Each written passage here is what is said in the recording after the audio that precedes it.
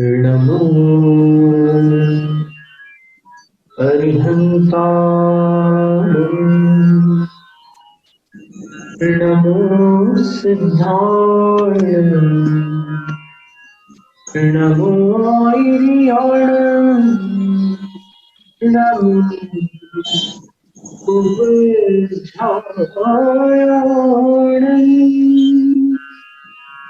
नमो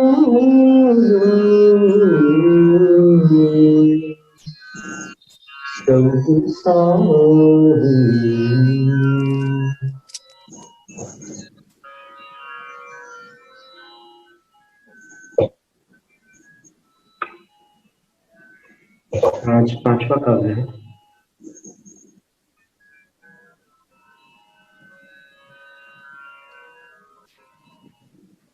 पूर्व काव्यों का पाठ कर लेते।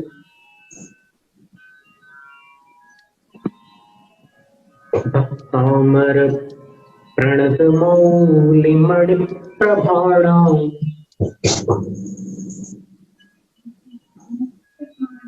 मुद्योतकं दलितपापतमोवितानम्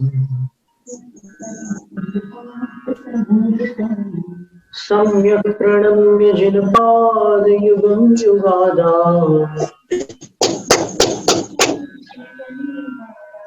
वालम्बनं भवजले पततां जनानाम्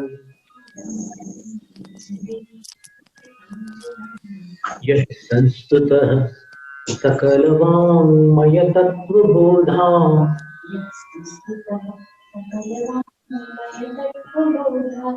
दुद्भूतबुद्धिपटुभिः सुरलोकनाथैः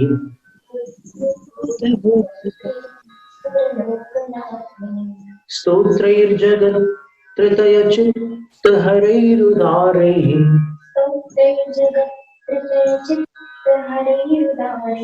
स्तोष्ये किलाहमपि तं प्रथमं जिनेन्द्रम्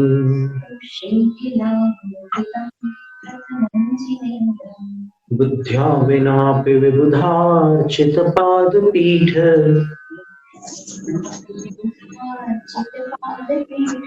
स्तोतुं समुद्यतमतिर्विगतत्रपोऽहम्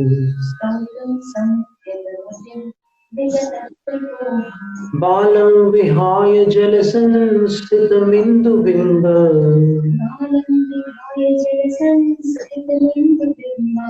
मन्यः क इच्छति जनः सहसा गृहीतुम्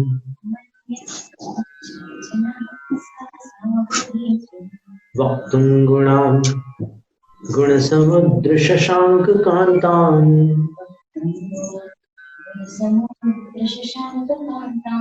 कस्ते क्षमः सुरगुरु प्रतिमोऽपि बुद्ध्या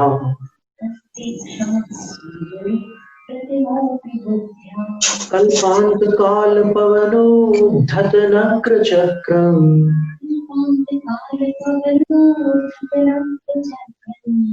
वातरी सुमलमम्बुनिधिं भुजाभ्याम्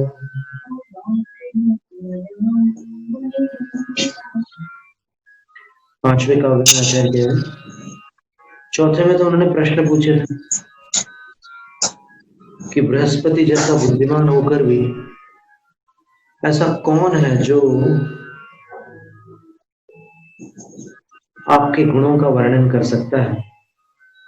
फिर दृष्टांत दिया था कि प्रलय काल के समुद्र को और ऐसा समुद्र जिसमें वो नक्र चक्र का समूह होता है जिसमें घड़ियालों का समूह भड़का हुआ है, ऐसे समुद्र को भुजाओं से कौन तैर सकता है, प्रश्न किया था। यहाँ पर पांचवे में आचार्य कह रहे हैं सोहंत तथापि, सोहंत हंत अरहंत जैसा उच्चारण करना, अनुस्वार को आगामी अक्षर में मिलाना, अनुस्वार के उच्चारण को उसके समक्ष जो भी अक्षर है उसमें मिलाना है। सोहन तथापि तव भक्ति वशान मुनीशे, वशान ये जीभ नीचे ले जाकर तालु हुए, वशान मुनीश। कर्तुन स्तवम विगत, स्तवम विगत, कर्तुम के अनुस्वार का उच्चारण न के समान, स्तवम के अनुस्वार का उच्चारण उसमें वी में मिलाना, संवर के समान। कर्तुम स्तवम विगत शक्ति, रपिप ये स्वराघात आएगा। कर्तुम स्तवम विगत शक्ति रपिप प्रवृत्तः, प्रवृत्त बोलते हैं।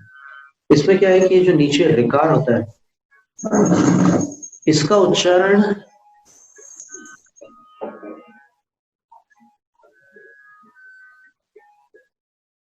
प्राकृत शब्दानुशासन में इसके 4 रूप बताए हैं। इसको कहीं पर ऊ जैसा उच्चारण देते हैं, कहीं पर इसको अ जैसे उच्चारित किया जाता है, कहीं पर इसको ई जैसा उच्चारित किया जाता है, और कहीं कहीं पर ओ जैसा भी करते हैं। वहां पर उन्होंने व्याकरण में, प्राकृत व्याकरण में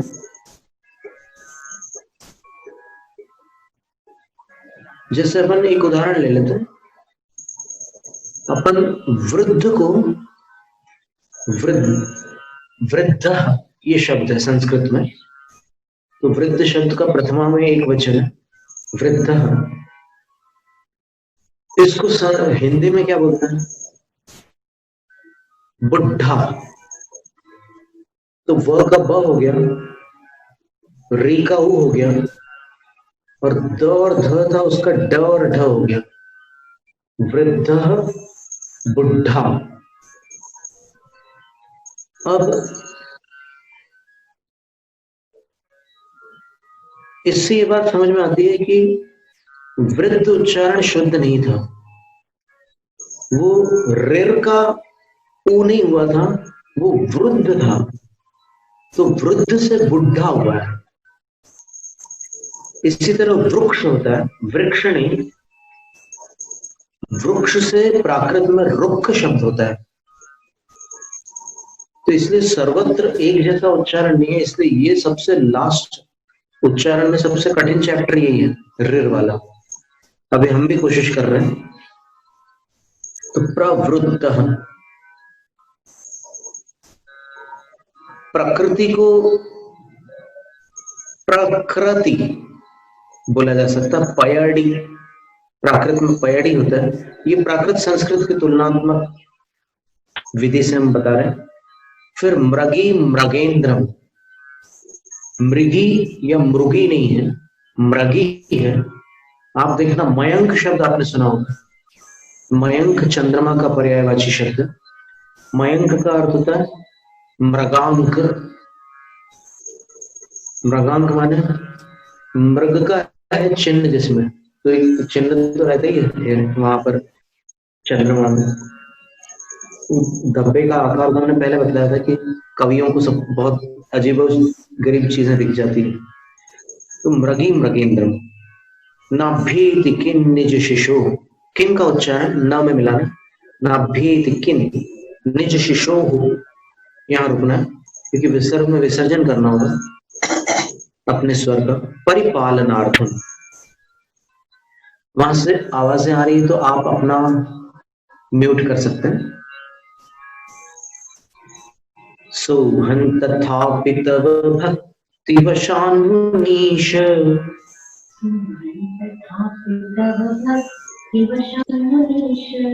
कर्तुं स्तवं विगत शक्तिरपि प्रवृत्तः,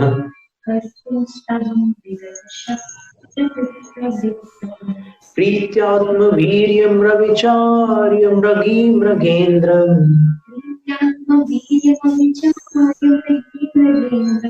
नाभ्येति किं निज शिशोः परिपालनार्थम्।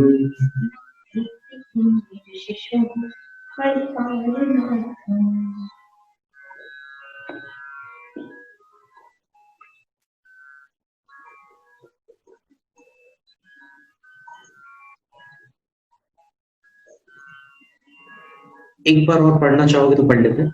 सोहन तथापि तव भक्ति तेवशान् मुनीश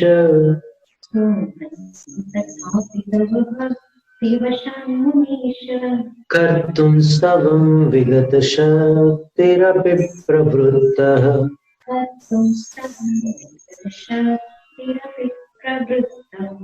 प्रीत्यात्मवीर्यमविचार्य मृगीन्द्रम्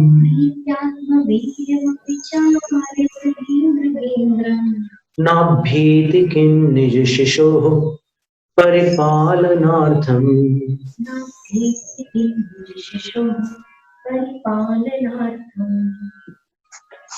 मुनीश यहाँ पर संबोधन है। ये तो आचार्य मानतम स्वामी की शैली वार्तालाप रूप है।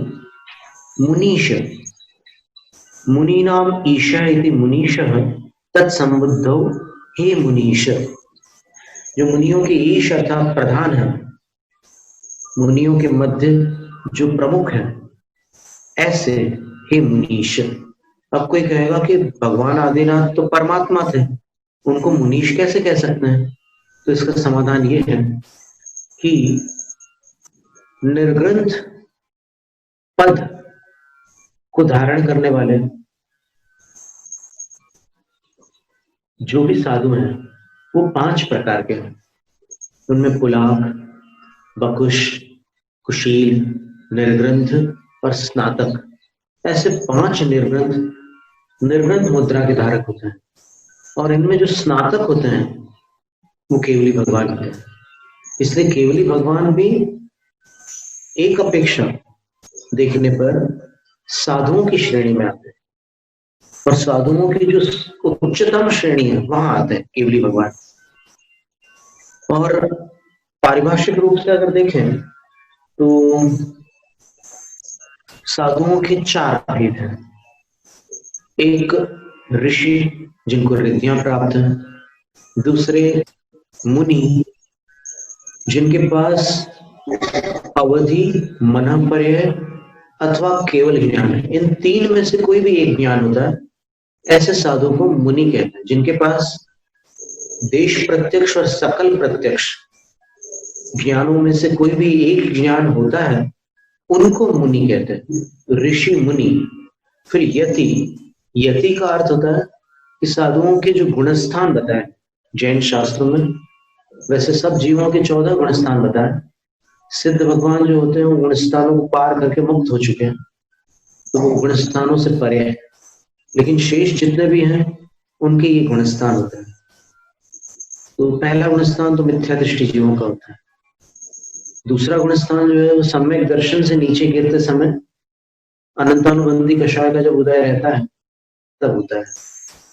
तीसरा गुणस्थान जो होता है उसमें अनंतानुबंधी का तो उदय नहीं होता, लेकिन सम्यक मिथ्यात्व नाम की प्रकृति होती है, जिससे श्रद्धा में भगवान सर्वज्ञ के भी वचन होते हैं, और श्रद्धा में जो छद्मस अर्थात असर्वज्ञ है उनके वचन भी होते हैं।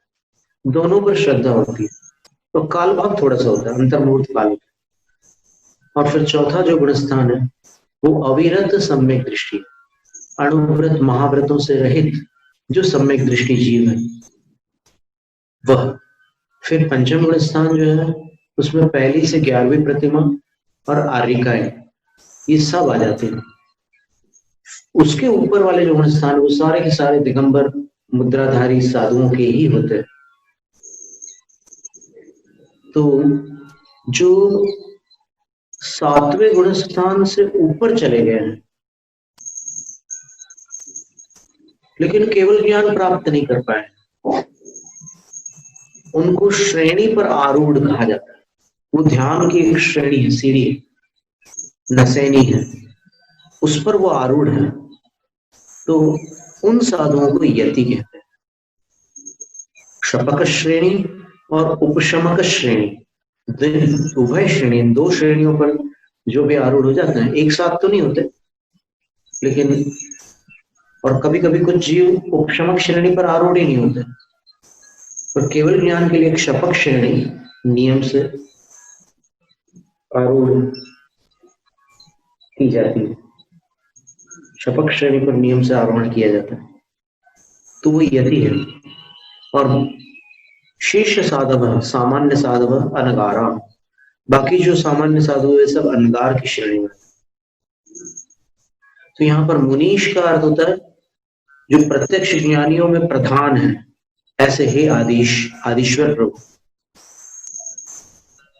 आचार्य मानतु स्वामी कह रहे हैं कि प्रलय समुद्र को भुजाओं से तैरना संभव नहीं है, बृहस्पति जैसे बुद्धिमान के द्वारा भी आपके गुणों का स्तवन संभव नहीं है, तथापि फिर भी हे मुनीश, हे प्रत्यक्ष ज्ञानियों के स्वामी, तव भक्ति वशात, आपकी भक्ति के वश का अर्थ होता है प्रभाव, आपकी भक्ति के प्रभाव से सो हम, वो मैं हूं जो विगत शक्ति रवि,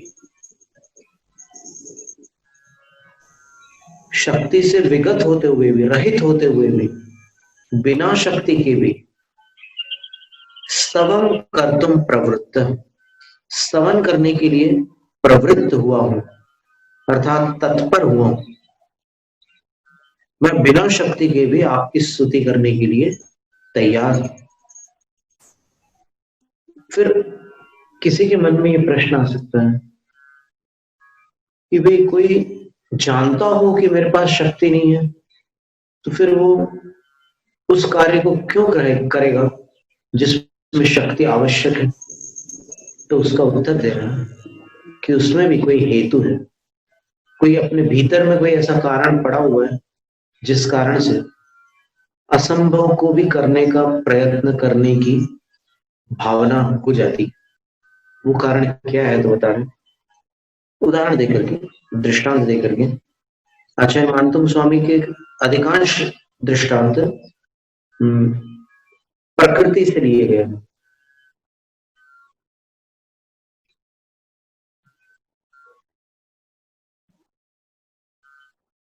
निज शिशु परिपालनार्थम, अपने शिशु की रक्षा करने के लिए, निज शिशु प्रीत्या, अपने शिशु की प्रीति के कारण, अपने शिशु को बचाने के लिए, अपने शिशु की प्रीति के कारण मृगी, जो मृगी होती है, हिरणी होती है, वह आत्मवीर्यम अविचार्य, अपनी शक्ति का विचार न करके, किम मृगेंद्रम न अभ्येति, शेर, हम मृगेंद्र तो जो होता है वो बालों वाला शेर होता है, बबर शेर जिसको कहते हैं, एक पट्टे वाला शेर अलग होता है, होते दोनों ही शेर हैं।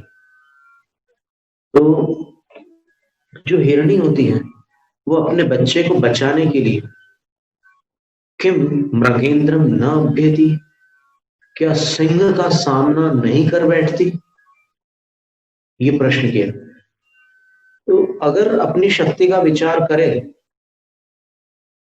तो एक ही समाधान प्राप्त होगा उसको कि तुम्हारी शक्ति सिंह के समक्ष नगण्य है, तुम सिंह पर विजय नहीं प्राप्त कर सकते।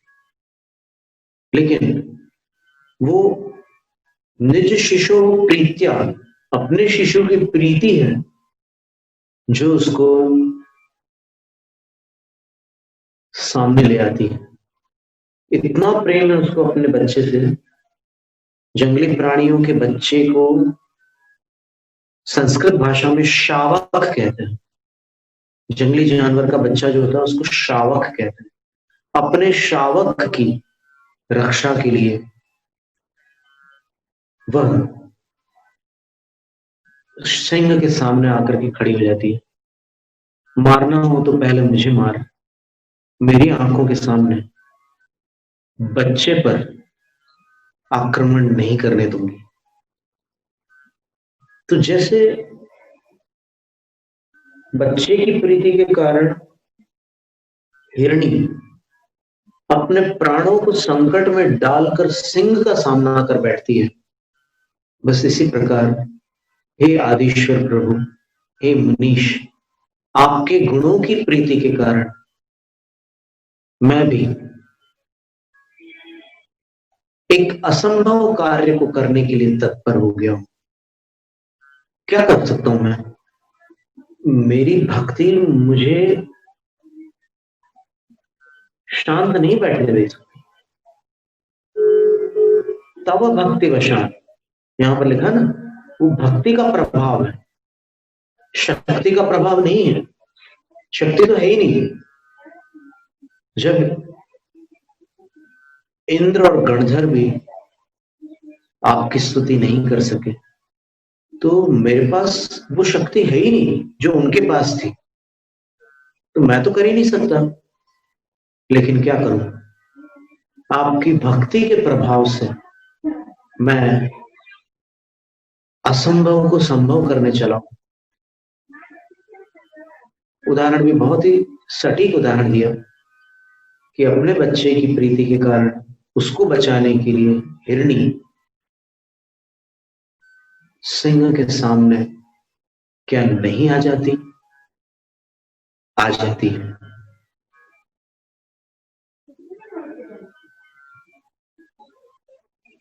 अब इसका पद्यानुवाद है।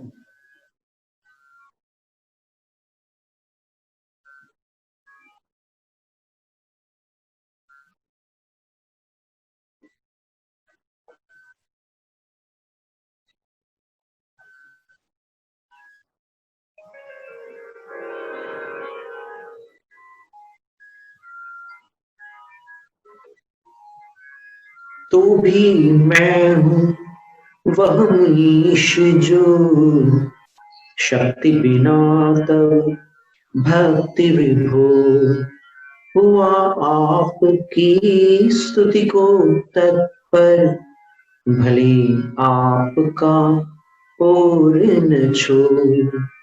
अपने बल पर ध्यान न देकर हिरणी जी में ले लगाओ।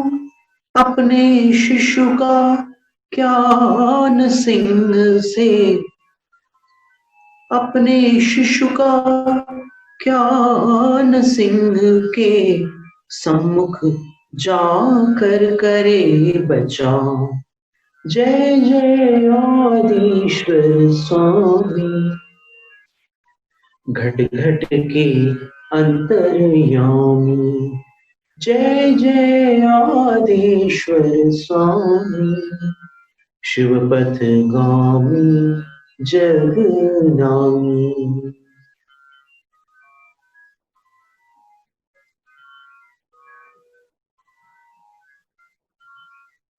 तो भक्ति की तुलना यहाँ पर माँ के प्रेम से की है।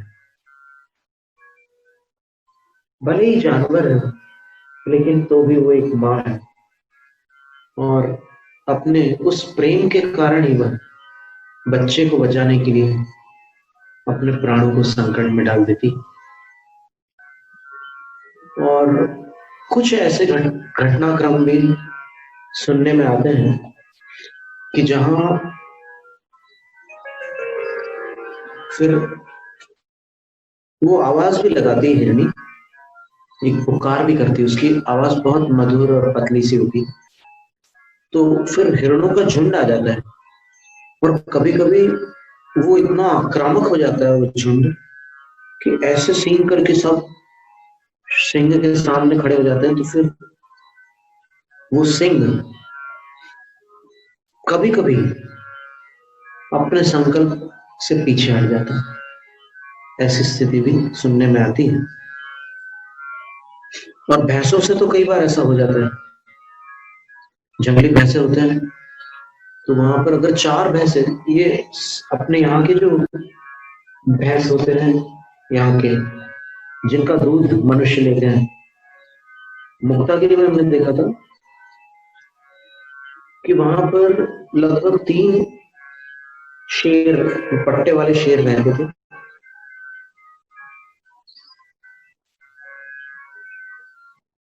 तो वो अगर 4 भैंसे एक साथ होंगे तो आक्रमण नहीं करेंगे वो शेर,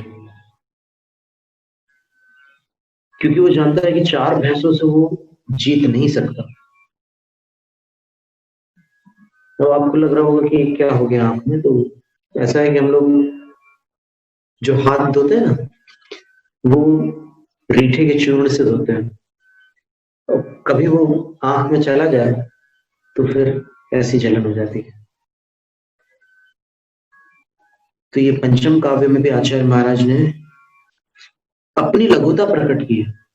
भले ही उनमें इस काल की अपेक्षा से तो बहुत अधिक ज्ञान था और महान विद्वान थे वो इतना सुंदर भक्तावली स्तोत्र उन्होंने लिखा है, लेकिन फिर भी वो अपने आप को इतना छोटा बता रहे हैं। उसका कारण समझने योग्य है।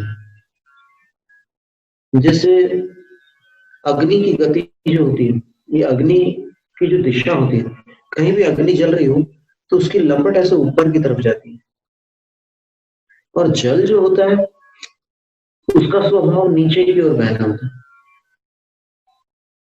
जल ऐसे ऊपर की तरफ नहीं बहता, जल नीचे की तरफ बहता। ठीक इसी प्रकार जो भक्ति होती है वो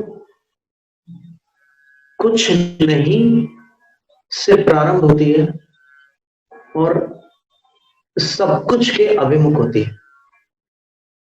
भक्त का अर्थ कुछ नहीं, वो कुछ जो है ना, वो जिसका टूट गया है, तो टूटा हुआ, संस्कृत में टूटे हुए को भक्त कहते हैं।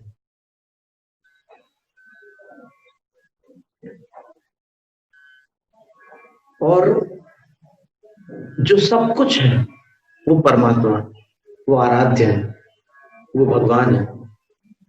तो भक्त और भगवान का ये नाता है कि भक्त कुछ नहीं है, भगवान उसके लिए सब कुछ। तो ऐसी स्थिति में जब अपन नगण्य हो जाते हैं और वो अपने सर्वस्व हो जाते हैं, तब भक्ति का प्रवाह होता है। जब तक बुद्धि काम करती है तब तक भक्ति नहीं होती। बुद्धि की जो अंतिम सीमा रेखा है उसको पार करने पर ही भक्ति का प्रथम स्थान अनुभव में आता है। और भक्ति की जो भाषा है वो शब्दात्मक कम है। जब वो शब्दात्मक बोलती भी है जब भक्ति कुछ, तो गला भर भरा जाता है, गला भर आता है, आंखें भर आती है, रोंगटे खड़े हो जाते हैं। वो भक्ति रस जो है, जिसको अनुभव हुआ है वो ही जान सकता है। उसका वर्णन अधिक संभव नहीं है। जितना अभी हम बता रहे थे वो उसकी कुछ झलक है। अंदर क्या दशा होती है उसको कहा ही नहीं जा सकता। तो उस भक्ति का आचार्य मानतुंग स्वामी ने यहाँ पर उल्लेख करके स्वीकार किया है कि मेरे पास वो भक्ति है और उस भक्ति के प्रभाव से ही मैं असंभव को संभव करने चला हूं।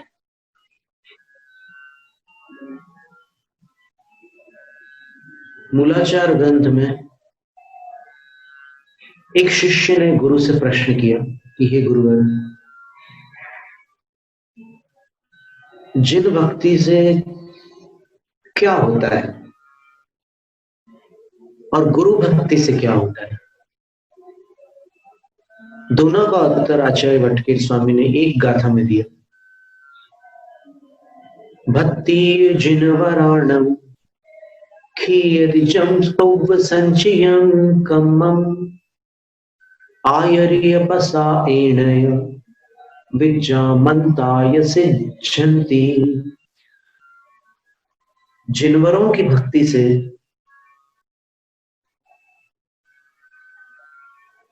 पूर्व संचित पाप, पूर्व काल में जो पाप अपन ने इकट्ठा करके रखा है वह खीयदि क्षय को प्राप्त हो जाता है, नष्ट हो जाता है, समाप्त हो जाता है।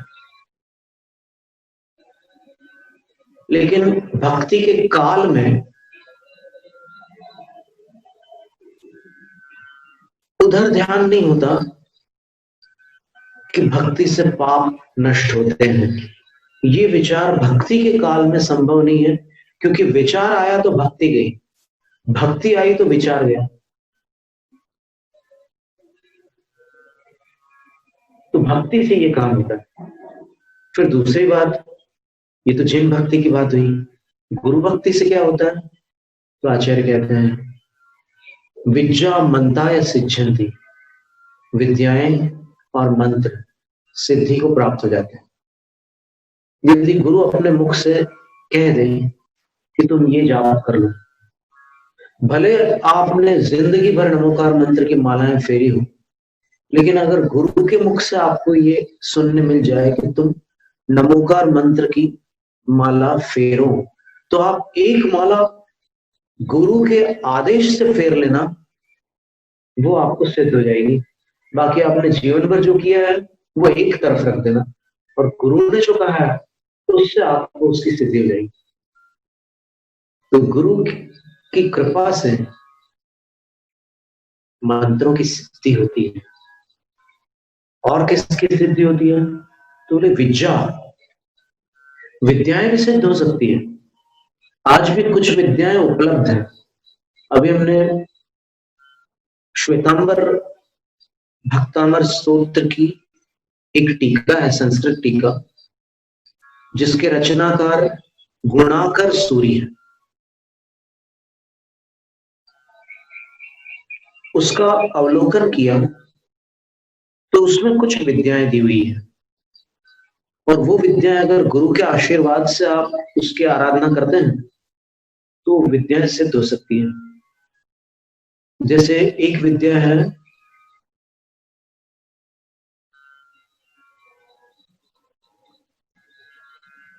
उसमें अनेक विद्याएं दी हुई, हमने पूरा उसका संग्रह किया।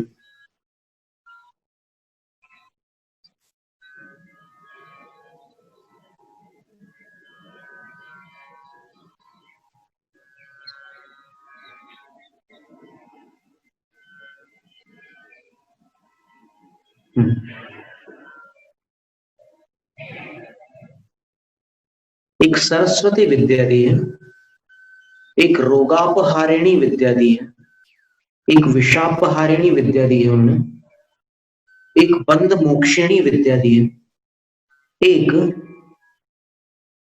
श्री संपादिनी विद्या दी है, एक पर विद्योच्छेदिनी विद्या है, एक दोष निर्नाशिनी विद्या है, एक अशिवोपशमनी विद्या है, अशिवोपशमनी। इस तरह 1 2 3 4 5 6 7 8 9 विद्याएं दी हैं उन्होंने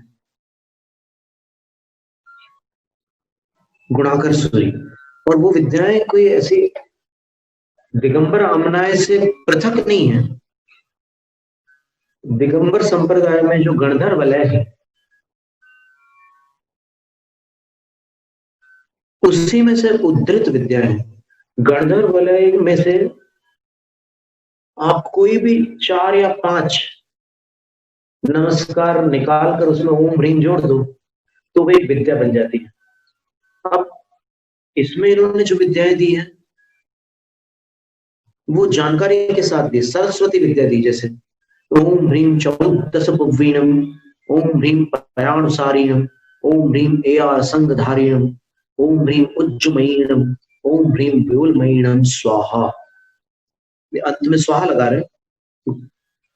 धूप दान में जो भी अग्नि है उसमें धूप को खेते हुए स्वाहा जहां भी होता है ना वहां धूप खेना होती, ये ऐसी प्रक्रिया है। तो वो गुरु के आशीर्वाद से विद्याएं सिद्ध हो जाती है, मंत्र सिद्ध हो जाते हैं।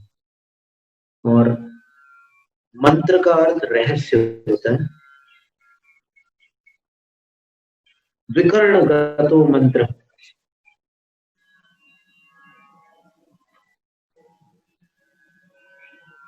ब्रह्मणा नैव पार्यते। मंत्र के बारे में एक बड़ी सुंदर कारिका है, सब जैन जैनेन्द्रों में विख्यात है। पहला क्या कहना है? वो कह रहे हैं कि षट्कर्णो भिद्यते मंत्र चतुष्कर्णस्तु जातुचित द्विकर्णगतो मंत्र ब्रह्मणा नैव पार्यते। इसका अर्थ ये है कि अगर गुरु ने आपको कोई मंत्र दिया है,